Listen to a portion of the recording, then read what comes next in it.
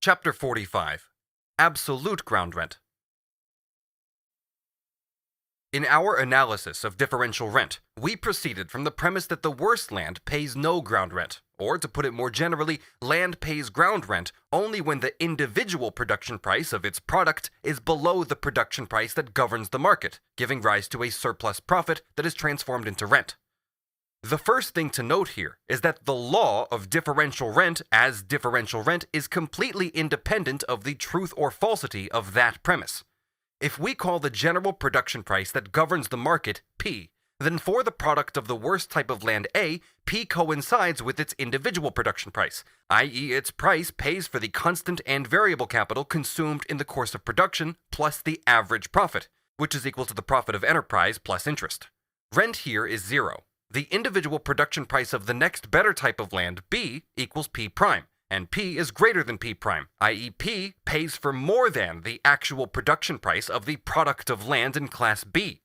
Now let P minus P prime equal S. S, the excess of P over P prime, is thus the surplus profit made by the farmer in class B. This is transformed into rent to be paid to the landowner.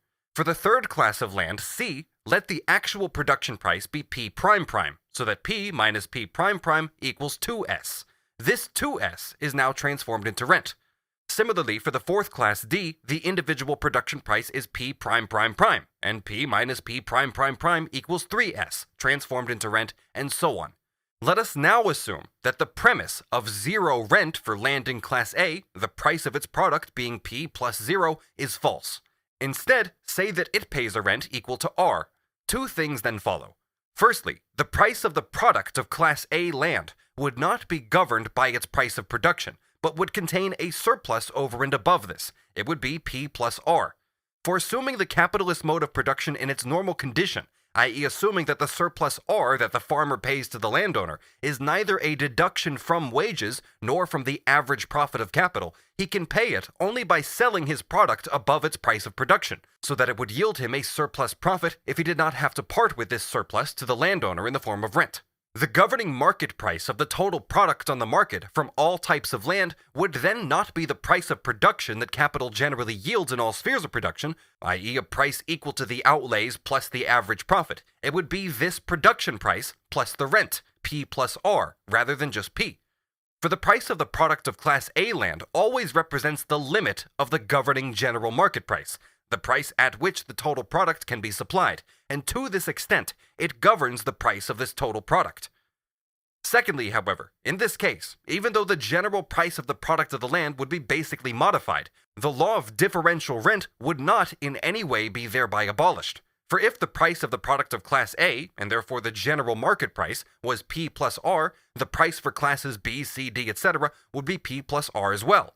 But since for Class B, P minus P prime equals S, P plus R minus P prime plus R would also equal S. And similarly for Class C, P minus P prime prime is equal to P plus R minus P prime prime plus R, equal to 2S.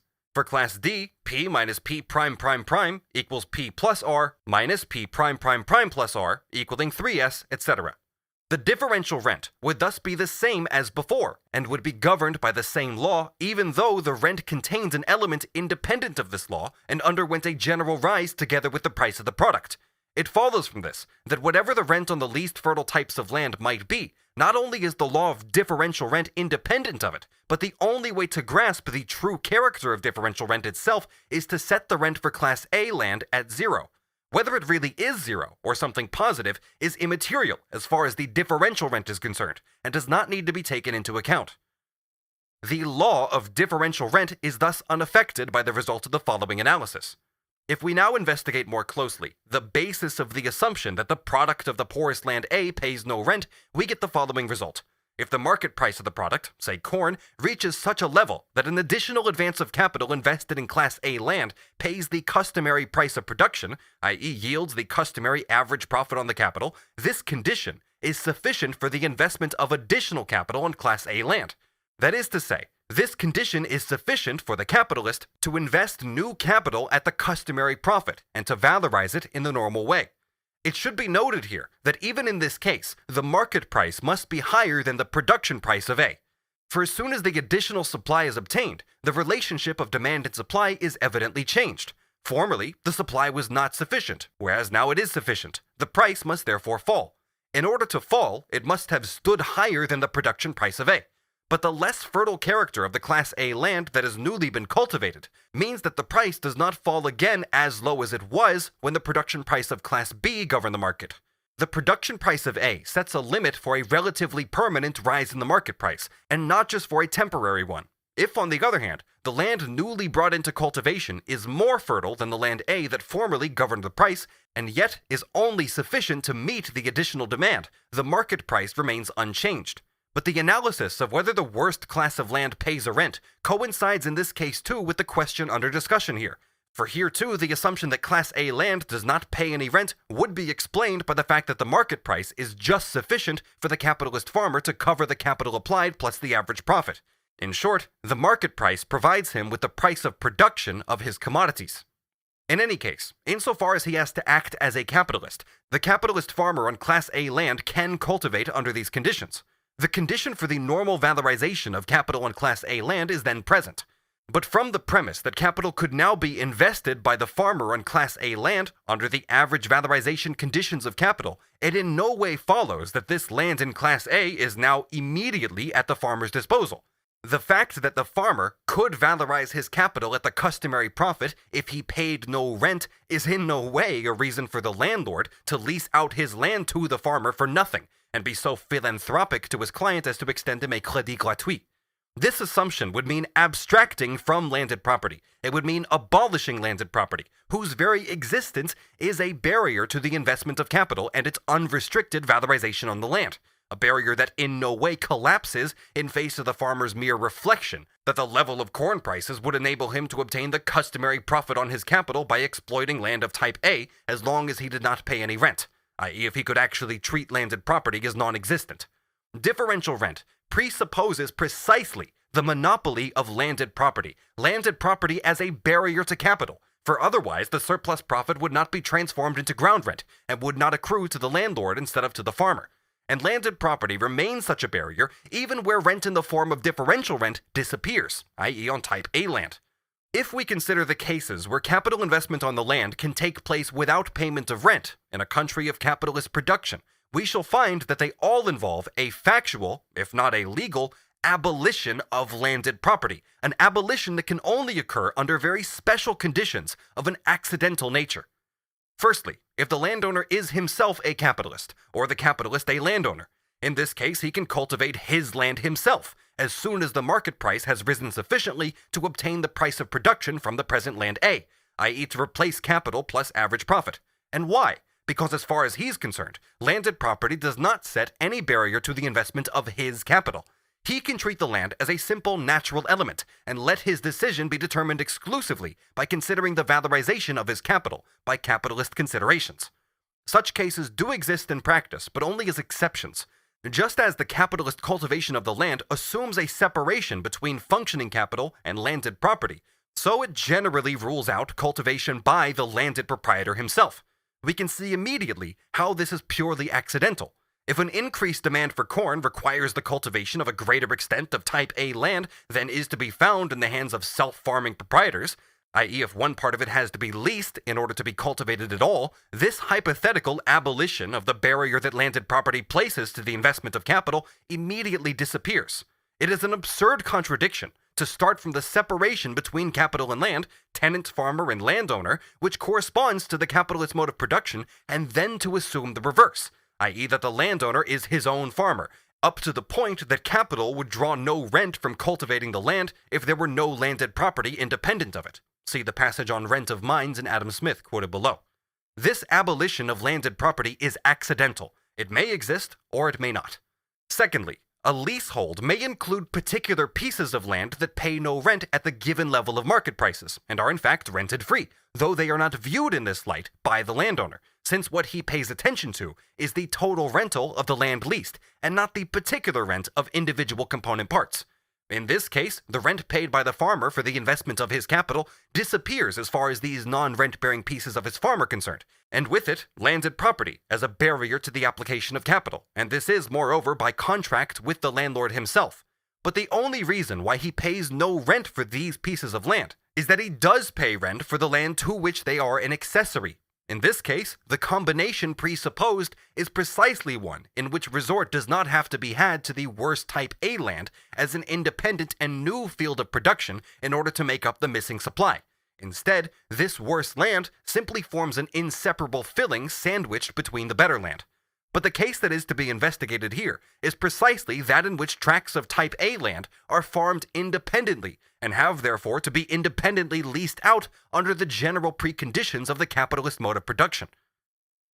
Thirdly, a farmer may invest extra capital on his existing leasehold, even though at the existing market prices, the additional product obtained in this way simply yields him the price of production, the customary profit, and does not enable him to pay an additional rent. Thus, for one part of the capital invested on the land, he does pay ground rent, for the other part not. But we can see from the following consideration how little this solves the problem. If the market price, and also the fertility of the soil, enables him to obtain a surplus yield with the additional capital, which, like the old capital, yields him a surplus profit as well as the price of production, then he pockets this profit himself for the duration of the lease.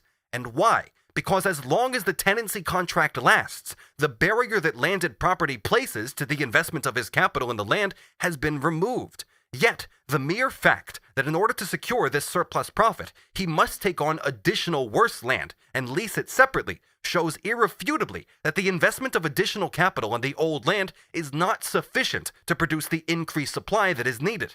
The one assumption rules out the other.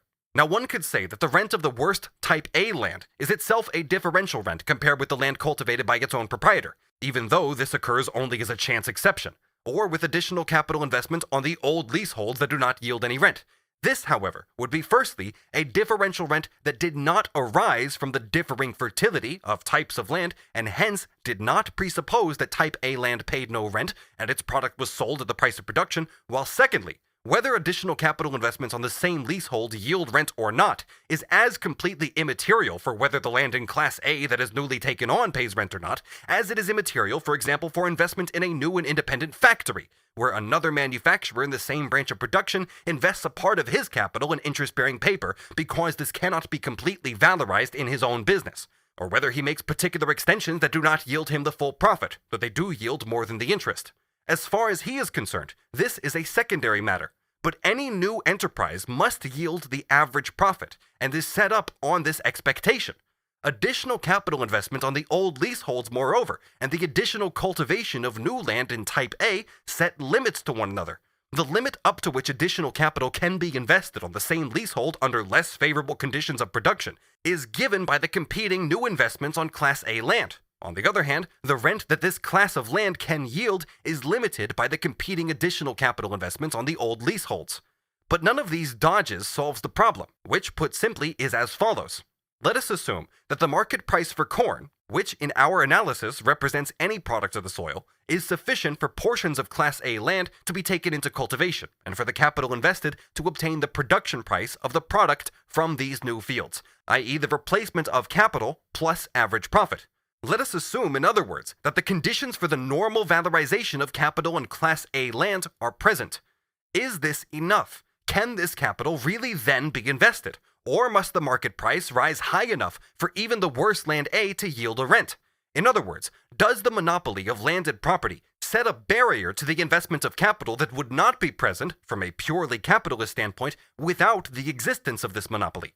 The very terms of the question itself show how if, for example, there are additional capital investments on old leaseholds that yield no rent at the prevailing market price, but simply the average profit, this in no way solves the problem of whether capital can now actually be invested on Class A land, which would similarly yield the average profit but no rent. This is precisely the question.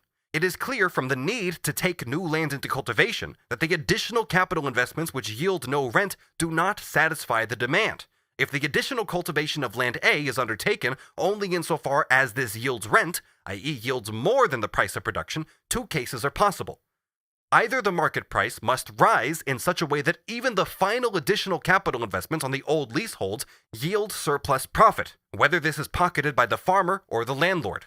This rise in price and the surplus profit from the final additional capital investments would then be the result of the impossibility of cultivating land A unless rent is obtained thereby. For if the price of production, the yield of the average profit pure and simple, was sufficient to induce cultivation, the price would not have risen so high, and new lands would already have come into competition as soon as they yielded simply these prices of production. The additional capital investments on the old leaseholds that yielded no rent would then be faced with competition from the capital investments on land A that likewise yield no rent. Or alternatively, the final capital investments on the old leaseholds yield no rent, but the market price has still risen high enough for land A to be taken up and to yield rent. In this case, the additional capital investment that yielded no rent was possible only because land A could not be cultivated until the market price allowed it to pay rent.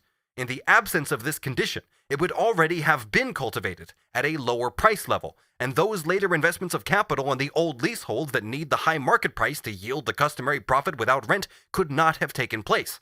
Given the high market price, they yield only the average profit.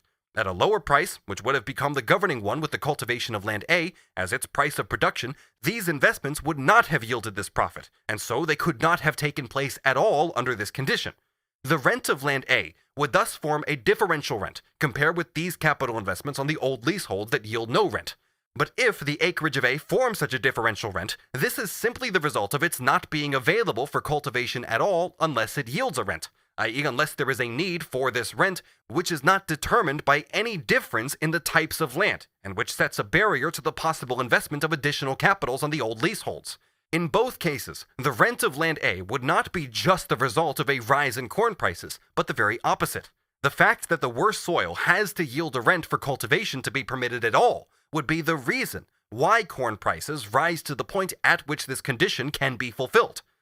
Differential rent has the peculiarity that here landed property seizes only the surplus profit that the farmer himself would otherwise pocket, and under certain circumstances does pocket for the duration of his tenancy.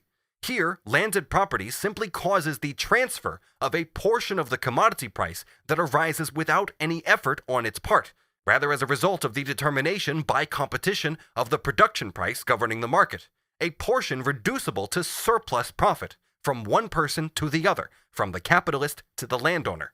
Landed property is not in this case a cause that creates this component of price or the rise in price that it presupposes. But if the worst type A land cannot be cultivated, even though its cultivation would yield the price of production until it yields a surplus over and above this production price, a rent, then landed property is the creative basis of this rise in price. Landed property has produced this rent itself. Nothing is altered in this if, as in the second case treated here, the rent now paid by land A forms a differential rent compared with the final additional capital investments on old leaseholds that only pays the price of production. For the fact that land A cannot be cultivated until the governing market price has risen high enough to let it yield a rent is the sole basis here for the rise in the market price, to a point which, while it pays the final capital investments on the old tenancies only their price of production, still pays a price of production that also yields a rent for land A. The fact that this land must pay a rent at all is the cause which works here to create a differential rent between land A and those final capital investments on the old farms. Whenever we speak of Class A land paying no rent, on the assumption that the corn price is governed by the price of production, we mean rent as a specific category.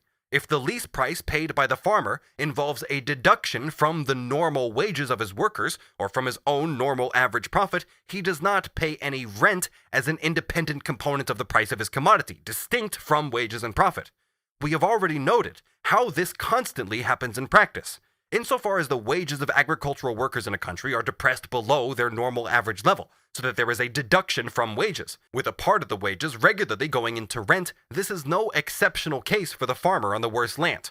The same price of production that makes the cultivation of this land possible already includes these low wages as a constituent item, and so the sale of the product at its price of production does not enable the farmer of this land to pay a rent. The landowner can even lease out his land to a worker who is content to pay someone else in the form of rent everything that the sale price yields him over and above his wages, or the greater part of it. In none of these cases is a genuine rent paid, even though a lease price is. Where relations corresponding to the capitalist mode of production exist, however, rent and lease price must coincide. This is precisely the normal situation that is under analysis here. If our problem is not solved by the cases considered above, i.e. those in which capital investments can be made on the land in the capitalist mode of production without yielding rent, still less is it solved by making reference to colonial conditions. What makes a colony into a colony, and here we are referring only to agricultural colonies proper, is not just the amount of fertile land to be found in its natural condition. It is rather the situation that this land is not appropriated, is not subsumed under landed property. It is this that makes for the tremendous distinction between the old countries and the colonies as far as land is concerned, the legal or factual non-existence of landed property, as Wakefield correctly notes, a fact already discovered long before him by Mirabeau, the physiocrat, and other early economists. It is completely immaterial here whether colonists appropriate the land directly or whether they pay the state a simple tax for a valid legal title under the guise of a nominal land price. It is also immaterial that colonists already settled may be the legal owners of the land. Here, landed property actually forms no barrier to the investment of capital, or of labor without capital. The seizure of part of the land by colonists already established does not prevent later arrivals from making new land into a field of investment for their own capital or labor. Thus, if we want to investigate how landed property affects the prices of its products, and rent, in cases where it restricts the land as a field of investment for capital, it is completely absurd to refer to free bourgeois colonies where neither the capitalist mode of production in agriculture, nor the form of landed property corresponding to this exist, indeed where landed property does not exist at all. This is what Ricardo does, for example, in his chapter on ground rent. He starts by saying that he intends to analyze the effect of the appropriation of land on the value of its products, but immediately goes on to take the colonies as his illustration, assuming that land there is in a relatively elementary state, and its exploitation not impeded by the monopoly of landed property. Legal ownership of land by itself does not give the proprietor any ground rent. It certainly does give him the power, however, to withdraw his land from cultivation until economic conditions permit a valorization of it that yields him a surplus, whether the land is used for agriculture proper or for other productive purposes such as building, etc. He can neither increase nor reduce the absolute quantity of this field of occupation, but he can affect the quantity of it on the market. It is a characteristic fact, therefore, and one which Fourier already noted, that in all civilized countries, a relatively significant portion of the land always remains uncultivated. Assuming, then, the demand requires the taking up of new land, which is, say, less fertile than that previously cultivated, will the owner of this land lease it for nothing just because the market price of its product has risen high enough for capital investment to pay the farmer the price of production and thus yield him the customary profit? In no way. The capital investment must yield him a rent. He leases only when a lease price can be paid. The market price must therefore have risen above the price of production to P plus R, so that a rent can be paid to the landowner. Since by our assumption, landed property does not bring in anything without being leased, unleased land being economically worthless, a small rise in the market price above the average price of production is sufficient to bring new land of the poorest kind onto the market. The question now arises whether it follows from ground rent on the poorest land, which cannot be derived from any difference in fertility, that the price of its product is necessarily a monopoly price in the customary sense, or a price that includes rent in the form of a tax, levied in this case by the landowner rather than the state. It is obvious that this tax has its given economic limits. It is limited by additional capital investments on the old leaseholds, by competition from foreign agricultural products, assuming their free import, by competition between landed proprietors, and finally by the need of the consumers and their ability to pay. But this is not what is involved here. The question is whether the rent that is paid by the poorest land goes into the price of its product, which by our assumption is what governs the general market price, in the same way as a tax goes into the price of the commodity on which it is levied, i.e. as an element independent of its value. This in no way necessarily follows, and is maintained only because the distinction between the value of commodities and their price of production has as yet not been understood. We have already seen that the production price of a commodity is not at all identical with its value, even though the production prices of commodities considered in their totality are governed only by their total value, and although the movement of production prices for commodities of different kinds, taking all other circumstances as equal, is determined exclusively by the movement of their values. It has been shown that the production price of a commodity may stand above or below its value, and coincides with it only in exceptional cases. But the fact that agricultural products are sold above their price of production in no way proves that they are sold above their value, just as the fact that industrial products are sold on average at their price of production does not show that they are sold at their value. It is possible for agricultural products to be sold above their prices of production, yet below their values, just as many industrial products, on the other hand, yield their price of production only because they are sold above their value. The relationship of a commodity's price of production to its value is determined exclusively by the proportion between the variable part of the capital with which it is produced and the constant part, i.e. by the organic composition of the capital producing it.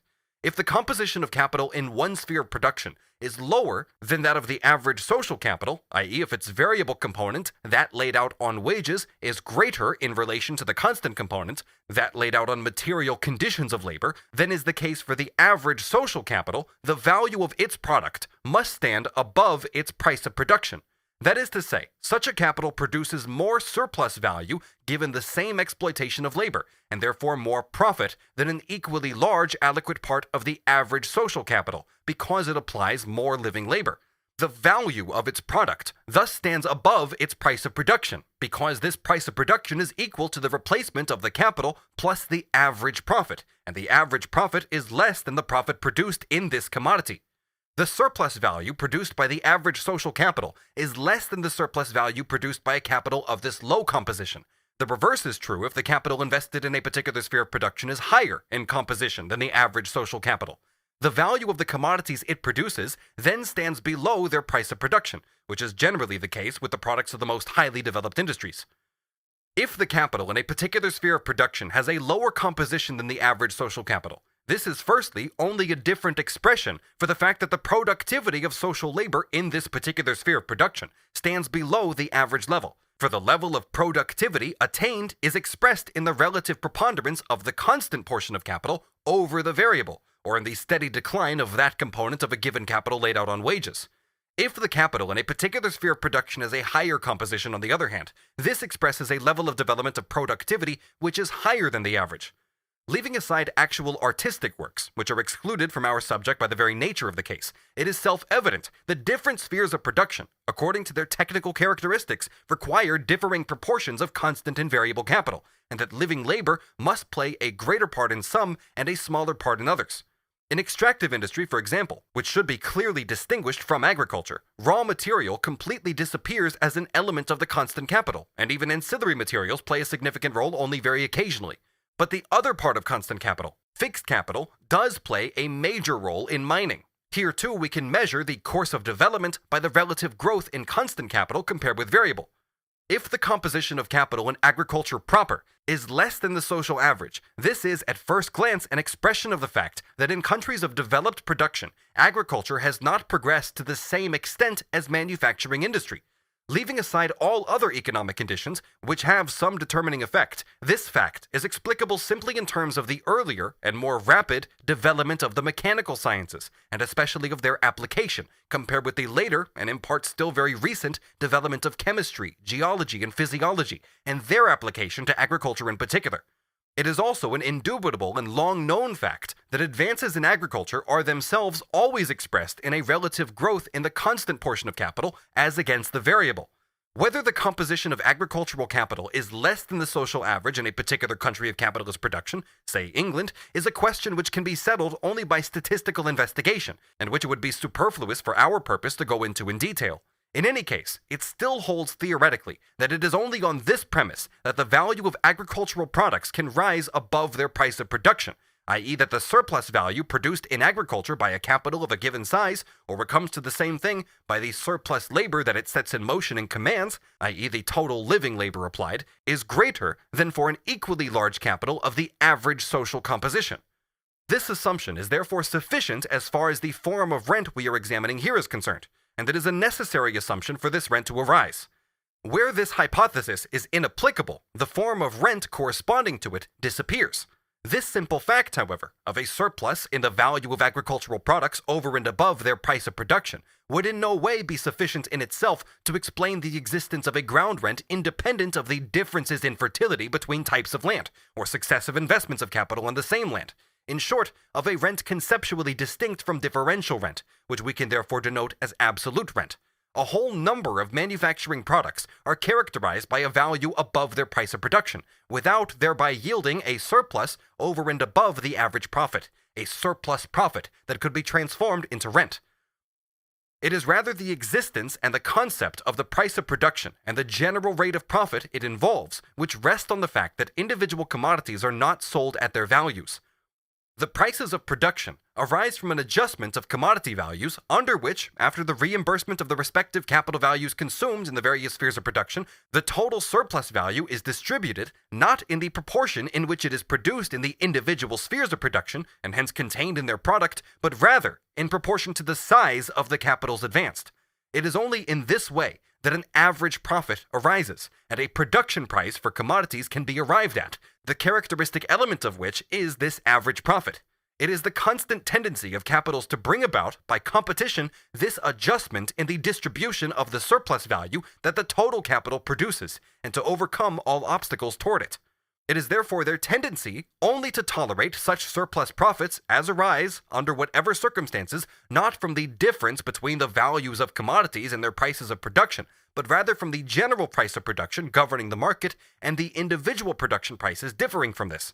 Surplus profits which therefore do not arise between two different spheres of production, but rather within each sphere of production, so that they do not affect the general production prices of the different spheres, i.e. the general rate of profit, but rather presuppose both the transformation of value into price of production and the general rate of profit.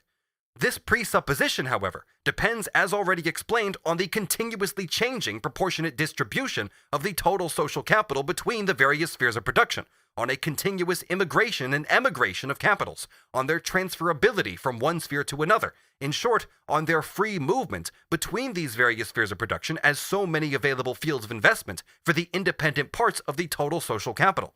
It is assumed in this connection that no barriers prevent this competition of capitals from reducing value to price of production, and thereby distributing the extra surplus value of this sphere of production between all spheres exploited by capital in due proportion. If the opposite occurs, i.e. capital comes up against an alien power that it can overcome only partly or not at all, a power which restricts its investment in particular spheres of production, allowing this only under conditions that completely or partially exclude that general equalization of surplus value to give the average profit, it is clear that in these spheres of production, a surplus profit will arise from the excess of commodity value above its price of production, this being transformed into rent, and as such becoming autonomous vis-a-vis profit. And it is as an alien power and a barrier of this kind that landed property confronts capital as regards its investment on the land, or that the landowner confronts the capitalist.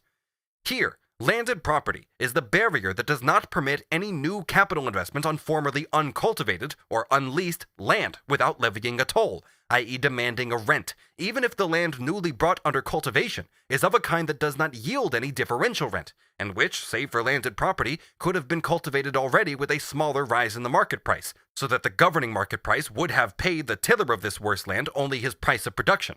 But as a result of the barrier that landed property sets up, the market price must rise to a point at which the land can pay a surplus over the price of production, i.e. a rent.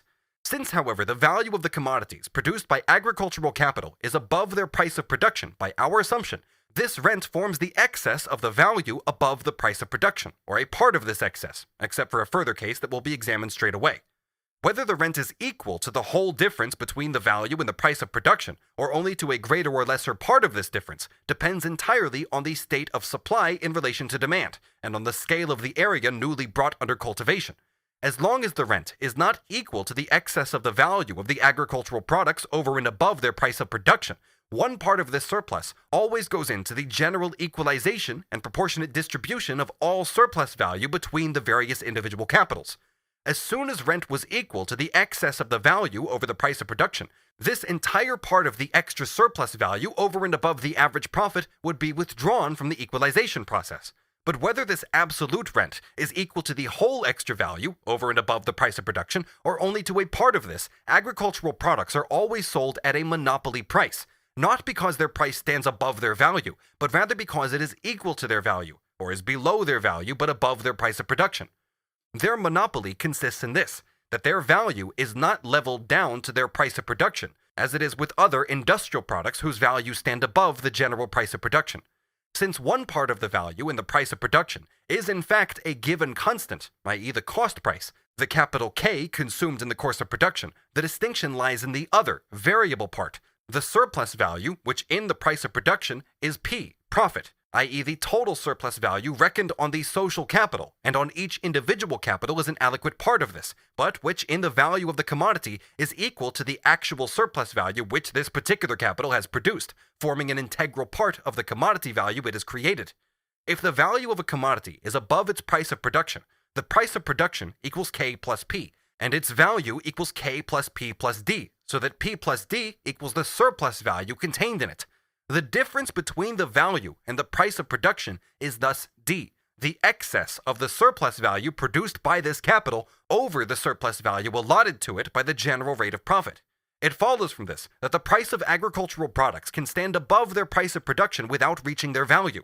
It also follows that up to a certain point, there can be a lasting price rise for agricultural products before their price has reached their value. It equally follows that it is only as a result of the monopoly of landed property that the excess value of agricultural products over their price of production at a particular moment can come to be their general market price. It finally follows that in this case, it is not the rise in the product's price that is the cause of the rent, but rather the rent that is the cause of the rise in price. If the price of the product from a unit area of the worst land equals P plus R, all the differential rents rise by corresponding multiples of R, since by our assumption, P plus R becomes the governing market price. If the average composition of the non-agricultural social capital were 85 constant and 15 variable, and the rate of surplus value 100%, the price of production would be 115. If the composition of the agricultural capital were 75 constant and 25 variable, the value of the product and the governing market value would be 125, given the same rate of surplus value. If the agricultural and non-agricultural products balanced out to give an average price, we assume for the sake of brevity that the total capital is the same in both branches of production, the total surplus value would be 40, i.e. 20% on a capital of 200. The product of each would be sold at 120. Given an equalization to production prices, therefore, the average market prices of the non-agricultural products would come to stand above their values, and those of the agricultural products below. If the agricultural products were sold at their full value, they would stand 5 higher, and the industrial products 5 lower, than if this equalization took place. If market conditions do not permit agricultural products to be sold at their full value, at the total surplus over their price of production, the effect lies between the two extremes. Industrial products would be sold somewhat above their value, and agricultural products somewhat above their price of production. Even though landed property can drive the price of agricultural products above their price of production, it does not depend on this, but rather on the general state of the market, how far the market price rises above the price of production and towards the value, and to what extent, therefore, the surplus value produced over and above the given average profit in agriculture is either transformed into rent or goes into the general equalization of surplus value that settles the average profit. In any case, this absolute rent, arising from the excess value over and above the price of production, is simply a part of the agricultural surplus value, the transformation of this surplus value into rent, its seizure by the landowner. Just as differential rent arises from the transformation of surplus profit into rent, its seizure by landed property, at the general governing price of production. These two forms of rent are the only normal ones. Apart from this, rent can derive only from a genuine monopoly price, which is determined neither by the price of production of the commodities nor by their value, but rather by the demand of the purchasers and their ability to pay, consideration of which therefore belongs to the theory of competition, where the actual movement of market prices is investigated. If all land available for agriculture in a country were leased out, assuming the capitalist mode of production and normal conditions everywhere, there would be no land that did not yield rent. But there could be capital investments, particular portions of capital invested on the land that did not yield rent. For once the land is leased out, landed property ceases to operate as an absolute barrier to the capital investment needed. It continues to operate as a relative barrier even then, insofar as the reversion to the landowner of the capital incorporated into the soil sets the farmer very definite barriers. In this case, though, all rent would be transformed into a differential rent, determined not by the quality of the soil, but rather by the difference between the surplus profit arising on a particular class of land after the final capital investments and the rent that would be paid for the lease of land of the worst class. Landed property operates as an absolute barrier only inasmuch as any permission to use land as a field of investment for capital enables the landowner to extract a tribute. Once this permission has been given, the landowner can no longer place any absolute barrier to the quantitative level of capital investment on a given piece of land. In the case of house building, a barrier is always imposed by the landed property of a third party in the land on which the house is to be built. But once this land is leased for house building purposes, it depends on the lessee whether he plans to erect a large house on it or a small one.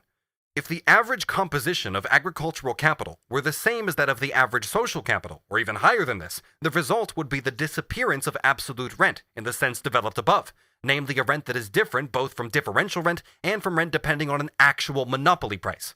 The value of the agricultural product would not stand above its price of production, and agricultural capital would not set more labor in motion, and would thus not realize more surplus labor than did non-agricultural capital. It would be the same thing if the composition of agricultural capital were equalized with that of the average social capital as agriculture advanced. At first sight, it may seem a contradiction to assume that on the one hand, the composition of the agricultural capital increases, with its constant part growing vis-a-vis its variable part, while on the other hand, the price of the agricultural products rises high enough for new and worse land than previously to pay a rent, which in this case could derive only from an excess of the market price over the value and the price of production, in other words, only from a monopoly price for the product. A distinction has to be made here. When we started to consider the formation of the rate of profit, we saw that capitals of similar technical composition, which set the same amount of labor in motion in proportion to machinery and raw material, may still be composed differently because of the differing values of their constant capital components. The raw material or machinery may be dearer in one case than in the other. In order to set the same amount of labor in motion, and this was necessary on our assumption to work up the same amount of raw material, a larger capital had to be advanced in one case than in the other, since with a capital of 100, for example, I cannot set in motion the same amount of labor if the raw material that has to be purchased out of 100 in both cases costs in the one case 40 and in the other case 20. But we immediately see, if the price of the dearer raw material falls down to the level of that of the cheaper one, that these capitals are nonetheless similar in their technical composition. The value ratio between variable and constant capital would then be the same, although no change had taken place in the technical proportion between the living labor applied and the quantity and nature of the conditions of labor required. A capital of lower organic composition, on the other hand, considered simply in terms of its value composition, could evidently rise to the same level as a capital of higher organic composition, simply by an increase in the value of its constant parts. Let us take a capital of 60 constant and 40 variable, which therefore uses a great deal of machinery and raw material in relation to living labor power, and another capital of 40 constant and 60 variable, which uses a lot of living labor, that is 60%, little machinery, say 10%, and little and cheap raw material in relation to its labor power, say 30%. A simple rise in the value of the latter's raw and ancillary material from 30 to 80 could thus equalize the composition, as the second capital would now need 80 in raw materials and 60 in labor power for every 10 in machines, i.e. 90 constant and 60 variable, which reduced to percentages would also be 60 constant and 40 variable, without any kind of technical change in its composition having occurred. Capitals of the same organic composition can thus have a differing value composition, and capitals of the same percentage composition can stand at varying levels of organic composition, displaying various different levels of development of the social productivity of labor. Thus, the mere fact that agricultural capital now stood at the same level by value composition would not prove that the social productivity of labor was equally highly developed. All that it could show would be that its own product, which again forms part of its conditions of production, is dearer, or that ancillary materials such as fertilizer, which used to be obtained locally, now have to be carted a long way, etc. Leaving this aside, however, we still have the particular character of agriculture to consider. Assume that labor-saving machinery, chemical ancillaries, etc., take up a greater share, so that the constant capital grows in relation to the labor applied, not just in value but in quantity too. In agriculture, however, as also in mining, we not only have the social productivity of labor to consider, but also its natural productivity, which depends on the natural conditions within which labor is carried on. It is possible for the increase in the social productivity of agriculture to simply compensate for the decline in natural productivity, or not even to do this much, and this compensation can only be effective for a certain period, so that despite the technical development, the product does not become cheaper, but is simply prevented from becoming dearer. It is also possible, in a situation of rising corn prices, for the absolute amount produced to decline, while the relative surplus product grows, i.e. there may be a relative increase in the constant capital, which consists for the most part of machines or livestock, only the depreciation of which has to be replaced, and a corresponding decline in the variable portion of capital, that laid out on wages, which must always be replaced in full out of the product. But it is also possible that as agriculture progresses, only a moderate rise in the market price above the average will be needed for poorer land, which, given a lower level of technical assistance, would have required a rise in the market price to be cultivated and also yield a rent. The fact that in stock raising, for example, the amount of labor power applied is on the whole very small compared with the constant capital existing in the livestock themselves could be taken as refuting the contention that agricultural capital, in percentage terms, sets more labor power in motion than does non-agricultural capital of the average social composition. It should be noted here, however, that in explaining rent, we take as the initial determinant that section of agricultural capital which produces the decisive cereal foodstuffs, and thus the major means of subsistence for all civilized peoples. Adam Smith has already shown, and this was one of the services he performed, that in stock raising and in the general average of all capital invested on the land that does not go into the production of the major staples, such as corn for example, the determination of price is completely different. Price here is determined by the fact that the price of the product of land which is used, say, as an artificial pasture for cattle, but which could equally well be turned into arable land of a certain quality, has to rise high enough to yield the same rent as equally good arable land. In this case, therefore, the rent of the corn-growing land is a determining factor in the price of cattle, so that Ramsay was correct to note that in this way, the price of cattle is artificially raised by rent, by the economic expression of landed property, and thus by landed property itself. Quote, by the extension of cultivation, the unimproved wilds become insufficient to supply the demand for butcher's meat. A great part of the cultivated lands must be employed in rearing and fattening cattle, of which the price, therefore, must be sufficient to pay not only the labor necessary for tending them, but the rent which the landlord and the profit which the farmer could have drawn from such land employed in the tillage. The cattle bred upon the most uncultivated moors, when brought to the same market, are, in proportion to their weight or goodness, sold at the same price as those which are reared upon the most improved land. The proprietors of those moors profit by it, and raise the rent of their land in proportion to the price of their cattle. End quote from Adam Smith. In this case too, therefore, the differential rent, as distinct from corn rent, is in favor of the worst land. Absolute rent explains certain phenomena which at first sight make rent appear due to a mere monopoly price. Take, for instance, the owner of a woodland that exists without any human action, i.e. not as the result of forestation, in Norway for example, and append this to Adam Smith's example. If he is paid a rent by a capitalist who has timber felled, perhaps to meet English demand, he is paid a greater or lesser rent in timber over and above the profit on the capital advanced. This seems, in the case of this purely natural product, to be a simple monopoly surcharge. In actual fact, however, the capital here consists almost solely of variable capital laid out on labor, which therefore sets more surplus labor in motion than another capital of the same size. The value of the timber thus contains a greater excess of unpaid labor, or surplus value, than the product of capitals of higher composition. The average profit can thus be paid from the timber, while a significant excess accrues to the owner of the woodland in the form of rent. We may assume conversely that given the case with which the felling of timber can be extended, and this production thus rapidly increased, the demand would have to rise very steeply to make the price of timber equal to its value, so that the entire excess of unpaid labor, over and above the part that accrues to the capitalist as average profit, would accrue to the proprietor in the form of rent. We have assumed that land newly drawn into cultivation is of still poorer quality than the worst previously cultivated. If it is better, it bears a differential rent. Here, however, we are precisely investigating the case where rent does not appear as differential rent. There are only two possible alternatives here. Either the land newly taken up is worse, or it is just as good as the last. We have already investigated the position where it is worse. The only case left to investigate is where it is equally good. Equally good land, and even better, can be newly cultivated as agriculture develops, just as much as worse land can, as we have already shown in the case of differential rent. Firstly, because in the case of differential rent, and rent in general, since even in the case of non-differential rent, there is always still the question whether the fertility of the land on the one hand and its location on the other permits it to be cultivated at all at the governing price with profit and rent, two factors operate in opposite directions, sometimes counterbalancing one another and sometimes with one outweighing the other. A rise in market price, assuming that the cost price of cultivation has not fallen, in other words, that technical progress has not stimulated additional cultivation, may bring into cultivation more fertile land which was previously excluded from competing by its location. Or else, in the case of less fertile land, it may increase the advantage of location so much that this balances the low yield.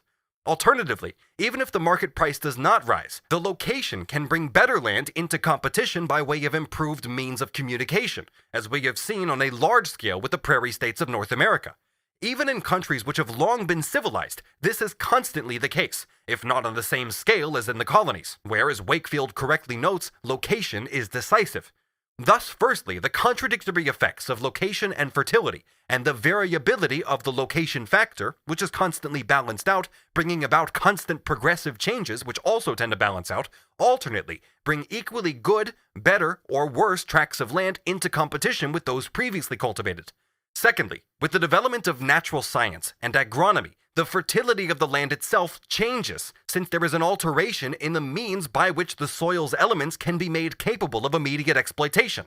In the recent past, for example, light varieties of soil, which were previously considered inferior, have risen to the first rank in France and the eastern counties of England. On the other hand, land which was considered poor not on account of its chemical composition, but because mechanical and physical obstacles stood in the way of its cultivation, was turned into good land as soon as the means for overcoming these obstacles were discovered. Thirdly, in all countries of old established civilization, old historical and traditional conditions in the form of crown lands, common lands, etc. have withheld great stretches of land from agriculture in a purely arbitrary manner. The sequence in which these are brought into cultivation depends neither on their quality nor on their location, but rather on quite external conditions. The history of the English common lands, as these were successively turned into private property by the Enclosure Acts and plowed up, shows that nothing would be more ridiculous than the fantastic idea that this sequence was worked out by a modern agricultural chemist in the manner of Liebig, and that certain fields were marked off for cultivation on account of their chemical properties while others were excluded. What was decisive here was rather the opportunity that makes the thief, the more or less plausible legal pretexts for appropriation which the great landlords found. Fourthly, leaving aside the fact that the level of population and capital reached at any given time sets a certain limit to the extension of agriculture, even if an elastic one, leaving aside too the effects of accidents which have a temporary influence on market price, such as a series of favorable or unfavorable seasons, the geographical extension of agriculture then depends on the overall condition of the capital market and the state of business in the country in question. In periods when business is poor, the possibility that uncultivated land may yield the farmer an average profit, whether he pays rent or not, will not suffice to divert additional capital to agriculture. In other periods, when capital is abundant, it streams into agriculture even without a rise in market prices, as long as the normal conditions are fulfilled. Better land than that previously cultivated was in fact only excluded from competition by the element of location, or by previous barriers which had not yet been broken through, or else by accident. We have only to deal, therefore, with kinds of land which are equally good as those last cultivated. Between the new land and that last cultivated, however, there always exists a distinction in the shape of the varying cost of plowing up, and it depends on the level of market prices and credit conditions whether this is undertaken or not. Once this land actually does come into competition, the market price falls back again to its previous level, other conditions remaining the same, so that the new land will bear the same rent as the corresponding old land. This hypothesis that it bears no rent is demonstrated by its supporters by assuming what should actually be proved, i.e. that the last land did not bear any rent. One could prove in the same way that the last houses to be built yield no rent besides simple interest on the buildings, even if they are rented out. The fact of the matter is that they yield ground rent even before they bring in house rent, for they often stand empty for a long while. Just as successive capital investments on one piece of land can yield a proportionate surplus product, and hence the same rent as the first investments, so can fields of the same quality as those last cultivated yield the same product at the same cost. It would otherwise be incomprehensible how fields of the same quality are ever brought under cultivation successively, and not all at once, or indeed why any are at all, since the first would draw after it the competition of all the others. The landowner is always ready to draw rent, i.e. to receive something for nothing, but capital requires certain conditions in order to fulfill its desire. The mutual competition of plots of land depends not on the landowner's intention to have them compete, but rather on the availability of capital to compete on new fields with the old. The extent to which agricultural rent proper is simply a monopoly price can only be a small one, just as absolute rent can only be small in normal conditions, whatever the excess value of the product over its production price may be. The essence of absolute rent consists in this: equally large capitals produce different amounts of surplus value in different spheres of production according to their differing average composition, given an equal rate of surplus value or equal exploitation of labor. In industry, these different amounts of surplus value are equalized to give the average profit and are divided uniformly between the individual capitals as aliquot parts of the total capital. Landed property, whenever production needs land, whether for agriculture or for the extraction of raw materials, blocks this equalization for the capitals invested on the land and captures a portion of surplus value which would otherwise go into the equalization process, giving the general rate of profit. Rent then forms a part of the value of commodities, in particular of their surplus value, which simply accrues to the landowners who extract it from the capitalists, instead of to the capitalist class who have extracted it from the workers. It is assumed in this connection that agricultural capital sets more labor in motion than an equally large portion of non-agricultural capital. The extent of this gap, or its existence at all, depends on the relative development of agriculture vis-à-vis industry. By the nature of the case, this difference must decline with the progress of agriculture, unless the ratio in which the variable part of the capital declines vis-à-vis the constant part is still greater in industrial than in agricultural. This absolute rent plays a still more important role in extractive industry proper, where one element of constant capital, raw material, completely disappears, and where, with the exception of branches for which the portion consisting of machinery and other fixed capital is very significant, the lowest composition of capital invariably prevails. Precisely here, where rent seems due to a monopoly price alone, extraordinarily favorable market conditions are required for the commodities to be sold at their values, or for rent to equal the entire excess of surplus value in a commodity over and above its price of production. This is the case, for example, with rent for fishing grounds, quarries, natural forests, etc.